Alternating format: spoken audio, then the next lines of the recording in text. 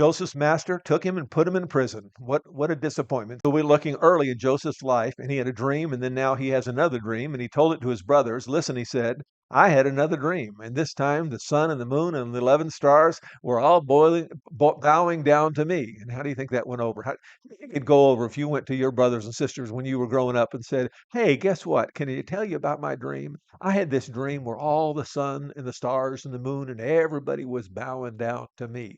And you wouldn't think it would go over very well, and it didn't go over very well for him. And we'll get to the meaning of that here in just a second. But just look at that and ask, what can we learn about disappointment from that introductory verse right there? Well, they didn't react very well. And a few verses later in that same chapter, we read, come, let's all sell him to the Ishmaelites, not lay our hands on him. After all, he is our brother. They threatened to kill him, so it's actually getting slightly better. Our own flesh and blood, and the brothers agreed, and they sold him into slavery. And what a disappointment! What a disappointment we find. Well, things get a little bit better, and he gets into Potiphar's house, and he's elevated in Potiphar's house, and he's doing fairly well. And then Potiphar's wife flirts with him, and he rebuffs her flirting. She accuses him of attempting to rape her.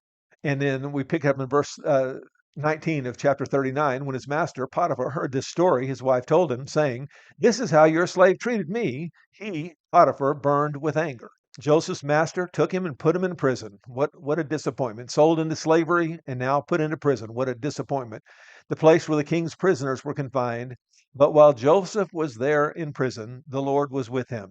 He showed him kindness and granted him favor in the eyes of the prison warden. So the warden put Joseph in charge of all those he held in prison, and was made responsible for all that was done there. The warden paid no attention to anything under Joseph's care because the Lord was with Joseph and gave him success. I started to do a teaching on success because it shows up quite a number of times in Joseph's life, but we're going to talk about disappointment today. But God showed him success in whatever he did.